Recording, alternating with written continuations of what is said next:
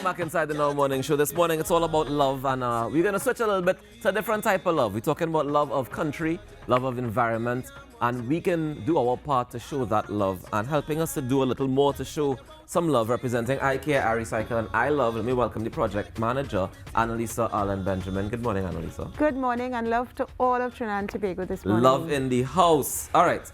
So tell me, firstly, let's get into the general here. What is the EMA iCare project all about, the iLove project? We are all about showing possibilities. We have a pollution problem, a terrible pollution problem in Trinidad and Tobago, and we have many waste streams. And we have found, doing research, that over 80% of the material that goes into the landfills can be recycled. That's wasted resources. Okay. So, and aside from wasting resources, we have a little problem, because when it doesn't end up in the environment, when it doesn't end up there, it ends up in the environment, in rivers, streams, and then we have a flooding problem that everybody only notices when we have a flooding event. We therefore want to show love for our environment. Okay, so the idea is to get awareness. Is it just awareness, or is it that we want to actively have people participate in loving the environment? Well, you know, we're in a society that we say we like to talk too much. Talk, and no action. Well, our pilot project is about action. Right. Tell me about it. So it moves from the talk, listen, how this would look like. So we are a pilot, so we are learning, you know, a journey of 1,000 miles starts with one step. So we're in one step as we try to transition to a circular economy. We started with the most popular one is beverage containers. Right. And so what we had to do, well, for you to get rid of it, we had to put locations, drop-off sites. We have over 700 in 6 zones, 5 in Trinidad and 1 in Tobago. And so we therefore ask you to do your part by separating the waste, because you cannot reuse it if it's dirty, if it's contaminated. We therefore need clean feedstock. It's a remanufacturing process. Okay, so what you want people to do is to be able to wash out plastic containers, beverage containers, metal and plastic, so or just plastic? So let me tell you, there are 4 types. Right. PET, plastic, the single-use plastic bottles, glass bottles, aluminum cans, and Tetra Paks. These are the most popular because you take it and you throw it away. Yeah. I didn't realize you were taking Tetra Paks too. Yes. 4, let me say it again, Tetra Paks, aluminum cans, glass bottles, and PET plastic bottles, because we dispose of them. They are single use. Okay. And you can get a second life. And some of you may not know, I'll be talking Tetra Paks and things, and people are like, what's a Tetra Pak? A Tetra Pak is basically like what your like Orchard and those things. Cartons. Any of those milk cartons, all that is made out of milk too, because people think it's only juice. Yeah. So cartons, as you said, keep it simple, a carton. Yes. We have cartons. We have the aluminium cans, which is like where you drink can, like a beer can or a juice can, any kind of can. Correct. Right. So do we crush those, or we ask you to crush all of them, because you know what happens? 2 things. We ask you to first rinse and then crush if you can. Rinse because, you know, could be a public health hazard sitting down there, roaches, etc. Rinse, get off the sugar a bit. Crush it so more could fit into a bag. Fair. Because you have to transfer it. Practical. And when you transport it, you have to think about our carbon footprint. Right. Right, because we want to mainstream. All of this is mainstreaming what we call our National Environmental Policy, our NEP. So we need to bring all that talk, action. Right. And tell me what happens after we drop it off in the bin, because I think people might be curious that, all right, so I did my part, I put it in the bin, but what happens next? Then you have a massive transportation scheduling activity, because then one of the biggest costs is transport costs. We have to then collect it.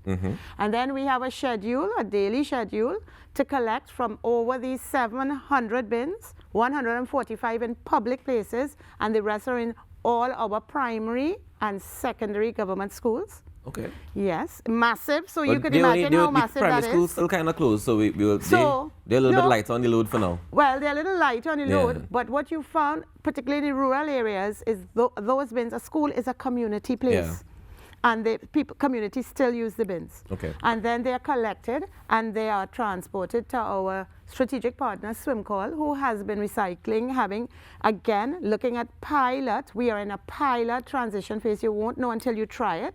So they have been doing that since 2013. And so that we have 3 pilot collection depots where they separate, they store and they separate it, because then we make life really easy for you.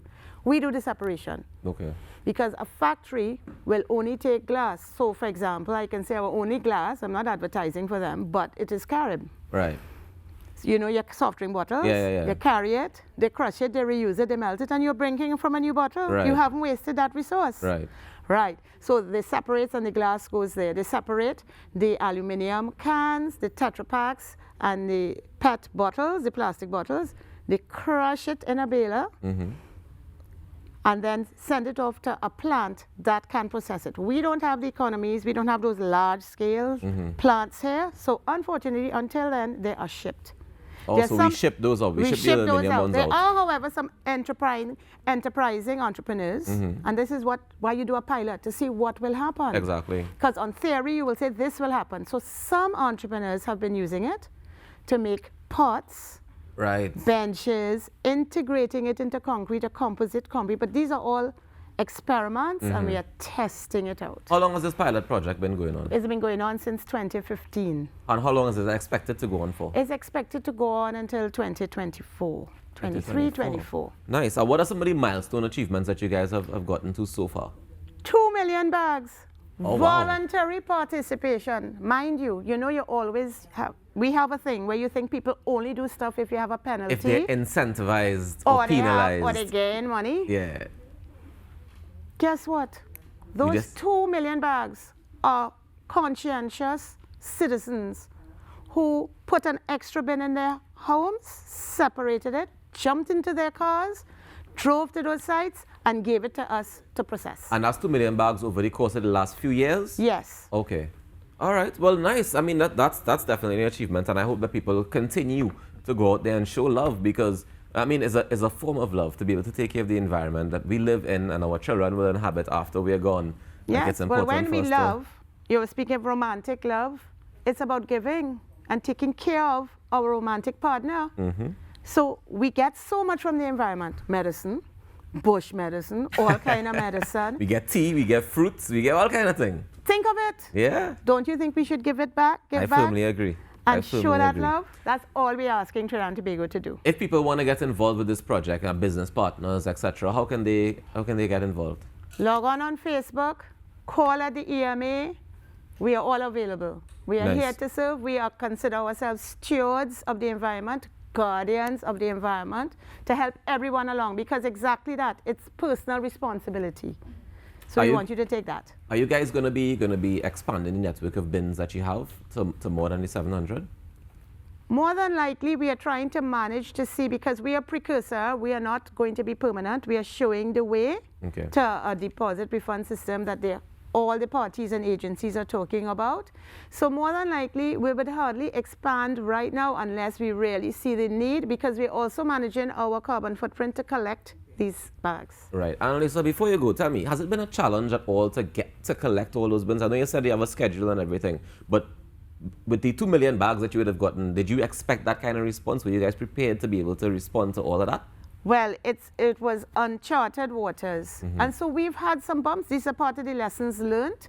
So we have learned, for example, that maybe some high utility sites need collection more than once a day. So while we would have scheduled with our contractors 1 day collection, when we have realized now, okay, we need to have 2 days on a Monday, because we have more and more engagement, which we love, each one tell one, and on the weekend we may have overflowing bins. So we ask you all to be a little patient with us, but it means that people are coming on board. And so that we have been adjusting and showing that we remove it as soon as possible. Yeah, and like you said, it's a learning process and it's a work in progress as well. So congratulations to you and the team. Thank you very much. And congratulations, Trinidad and Tobago. We reached 2 million bags and counting, so I want us to continue to care, recycle, and love, and iCare, iRecycle, and iLove. That's the name of the iCare project under the EMA. Thank you so much, Annalisa, for joining us this morning. Thank you so much for having me. Enjoy the rest of your day. Same to you. We take a quick break and come back with more inside the Now Morning Show. Stay tuned.